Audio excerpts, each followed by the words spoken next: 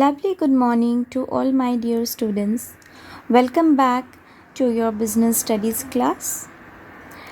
We were in our second chapter, that is forms of business organizations, and today we are going to discuss types of companies. This is our topic of discussion. Now, in this slide you can see three different types of companies, that is private company, public company, one person company.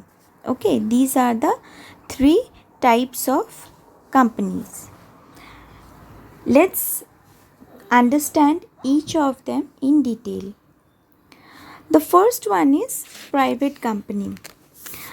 See, the Companies Act 2013 says that a private company means what? A company which is having a minimum paid up share capital of 1 lakh rupees or such higher amount, whatever the articles provide.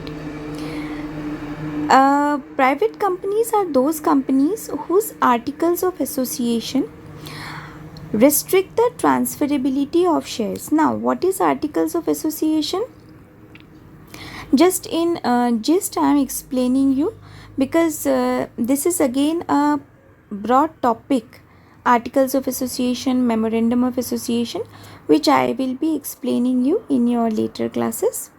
For the time being, just understand that articles of association is one of the important document which is prepared by the company at the time of incorporation, and all the rules, regulations, procedures are written in it, and a company has to follow it mandatorily. Now, in private company, what happens that in articles of association, there is restriction that the shares cannot be transferred. It cannot be transferred from one person to another. And second, a private company cannot ask the public to invest their money in the company because it is a private company, and this is the basic criteria which differentiate a private company from a public company. Private, the very word itself explains the meaning. Private company, private means a company which is of private individuals. Okay, here basically what happens that minimum 2 and maximum 200 members can be the employees. Now here, while calculating 200 members, the present and the past employees can be excluded. Okay, second is that I have written here private limited, means that in a private company the word private limited must be added at the last, like Reliance India Private Limited. Suppose for example ABC India Private Limited, XYZ Private Limited. Okay, so the word private limited must be used. Now, there are certain privileges which is given to a private company, and there are some exemptions also which is given to a private company. These privileges and exemptions are given to a private company because they are not allowed to raise money, raise capital from the public, since they are prevented to raise money from the public. That is why certain extra privileges and exemptions are given to a private company. Okay, now moving ahead towards the next type, that is public company. Public company means a company obviously which is not a private company. If you want to understand, you can understand in a very easy way that a company which is not a private company is obviously a public company. Now, it is also governed under the provisions of Indian Companies Act 2013. Now, here the public company can invite public for subscription of shares and debentures, means a public company can ask the public that please come and purchase the shares of the company. Okay, here the minimum number of members can be 7 and maximum it's unlimited, means no upper limit is defined. And the way in a public private company the word private limited has to be written at the end, similarly here public limited must be written at the end.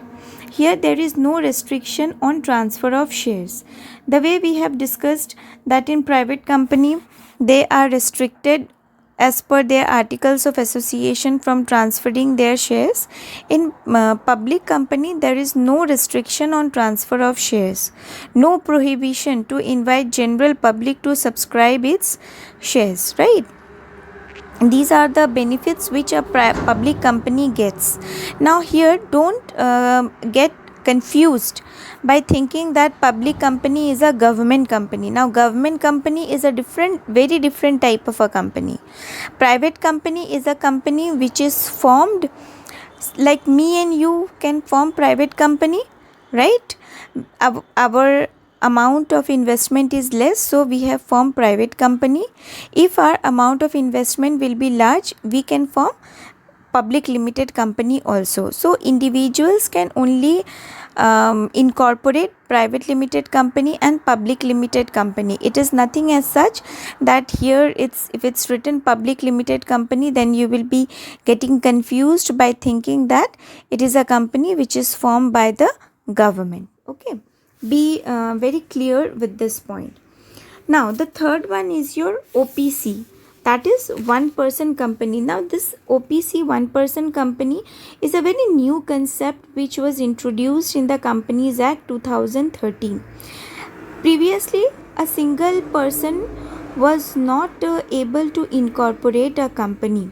Okay, before the enforcement of Companies Act 2013, a single person was not able to establish a company. There are various advantages of establishing a company. This we have discussed earlier. We have discussed about joint stock company, right?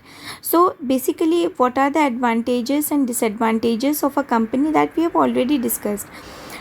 There is a lot of benefit if we go for a company.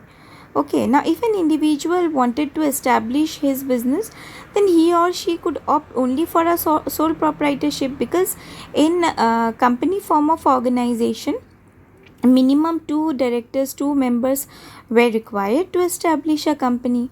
And suppose if a person is there who doesn't want to do business with anyone, he wants to do business on his own, then he was not able to get the company registered, because no OPC concept was there. But with the introduction of this Companies Act 2013, this OPC, one person company, came into being. Okay, and OPC was having a lot of advantages, right? Now this 2013 has helped people who wanted that individually they can run a company. So this 2013 act has helped them a lot, and it has provided that only a natural person who is an Indian citizen, right, and a resident in India, he will be eligible to incorporate OPC. Okay, and no person shall be eligible to incorporate more than one OPC. That is also one criteria which was fixed, because whenever facilities are available, people starts misusing it. So when the act was introduced, it was there that no person shall be eligible to incorporate more than one OPC, and one OPC will compulsorily be converted into public or private in certain cases. Suppose you have incorporated an OPC, but the paid up share capital exceeded 50 lakh rupees, or its average annual turnover during the relevant period, it exceeded 2 crores. Then in that case, it will cease to be entitled to continue as a one person company, and it will be converted into public or private company as per the case. But this OPC has helped the people a lot. Otherwise, if a single individual was there and wanted to open a company, they were not able to do so. They had to mandatorily go for sole proprietorship. We have already discussed sole proprietorship, single owner. So they had to go for single owner business. But with the introduction of one person company concept in the Companies Act 2013. Now the people very easily they are able to register this one person company and enjoy the benefits of company form of organization. So these are the three different forms of types of companies: private company, public company, one person company. So for today, till this much. Thank you. Have a nice day. Please go through this very nicely and try to understand the concept of the three companies.